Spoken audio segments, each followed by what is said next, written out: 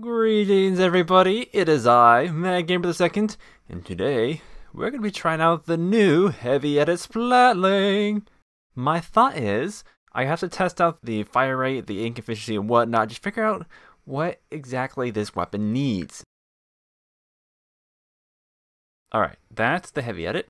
Oh yeah, there's a considerable difference. Oh!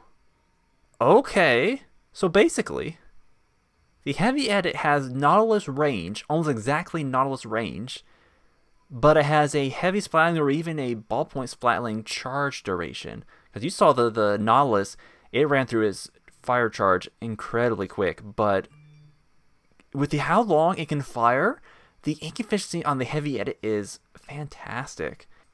Just looking at the Nautilus, see, I don't have any Intensify Action equipped, and it has almost zero jump RNG, but then it does have quite a bit of jump RNG compared to the Nautilus, so it might be worth running some Intensify Action. Already I'm liking the feel of this. It doesn't feel as slow as the Heavy Splatling. In fact, it feels more like a ballpoint speed. Not quite mini speed, although pretty darn close. Okay, it definitely feels shorter range than the Heavy Splatling, so it means I'm gonna have to get a lot more aggressive.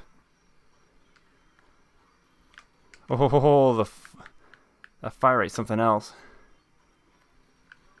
Oh my goodness, yeah, this thing is a beast.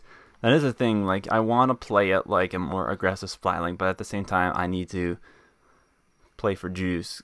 But despite the range, the killing time is insane. Absolutely insane. Alright, 26 damage, so that's basically... Oh, no, wait. Okay, that would do a 4-shot, but right now most other Splatlings, at least the Heavy Splatling in particular, has about 28 to 30 damage, I'm pretty sure. And then the Hydra stacks up to about 32 or so. It gets pretty close to a 3-shot, and was a 3-shot when there was MPU.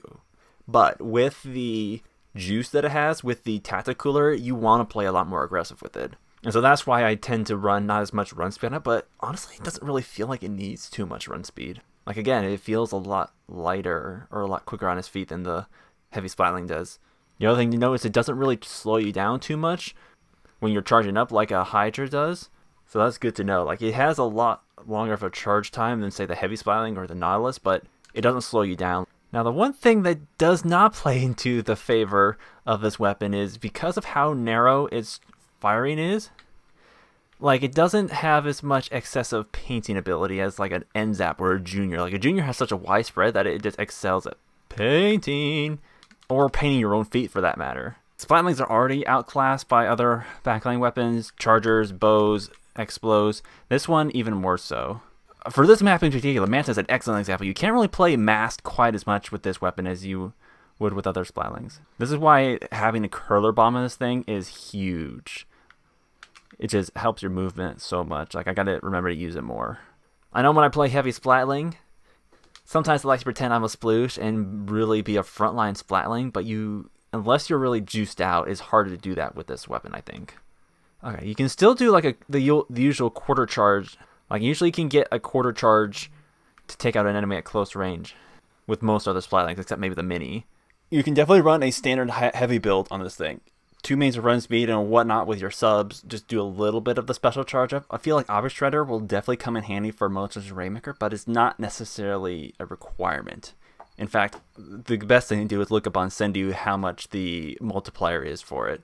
You can play to your special so well because it gives you that movement of, like, having Tacticooler for Splatlings is huge, is absolutely the best. So I feel like besides the range difference, the other thing just to get used to with this new Splatling is the timing. Just again, the charge time, the charge duration, and the kill time all will play into, like, how you play the weapon. Now, it could be a thing, like, again, Object Shredder would be the play to go for Rainmaker, particularly for Rainmaker. And that's another mode that does well with Cooler. However, I could see you running Stealth Jump. We saw the other Splatling running Stealth Jump on their build, because it's a more midline range, and you're going to be having Tacticooler plays. You're going to want to get in without dying. The other reason you'd want to run Object Shredder is for Crab. Bubbler is not as prevalent in competitive, but crabs are still are. I think besides the absolute insane fire rate, what sets this weapon apart is just how long of a charge it has or duration it has with that fire rate.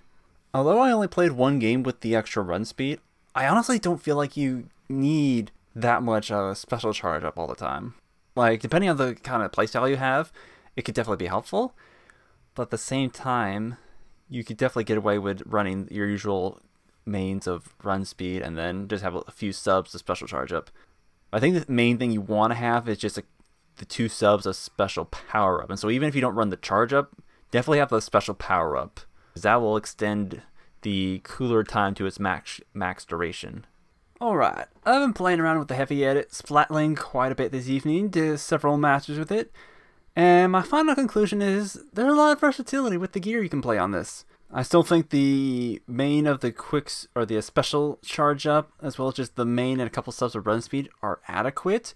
One thing I will change though for most of my builds, Object Shredder is a lot more situational. Rainmaker is the big thing I'm going to be using it for, but other than that, you're mostly going to be wanting the stealth jump on it, not the Object Shredder for most situations, especially like clam zones, things like that, because with the cooler, you're going to be playing a lot more aggressive, you're going to be playing a lot more frontline-ish, or definitely going to be a lot more midline than backline.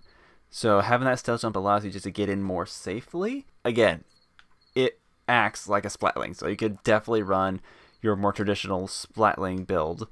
Lots of run speed, usual stuff.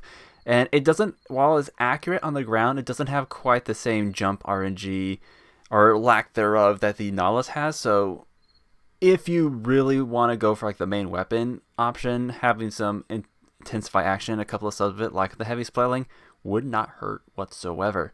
The stats for it are the same as the mini Splatling. So if you look at these two, their mobility stat are both incredibly high as compared to like the Heavy Splatling or even the Nautilus Splatling. So the base run speed is definitely more so towards the mini side than the Heavy Splatling side, so you could get away with more run speed in that regard as well.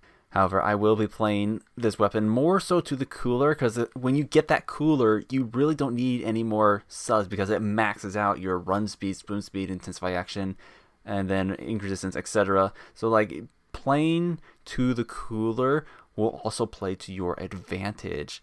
Other than that, there's not much to it. I'll definitely be working on more gear for it. Maybe have a dedicated Mad Good Gear episode dedicated to it, but that'll probably wait until we have a second kit for it. But anyway, that's all I got to it. I hope you all enjoy this weapon. I know I will. And let me know how you think of the other weapons. I have literally not tried any of them yet, except for the new Slosher. Anyway, I hope you all enjoy this. I hope you find it insightful. Thank you all for hanging out. Thank you all for watching. As always, this has been I'm Mad Give It a Second. I'll see you all later.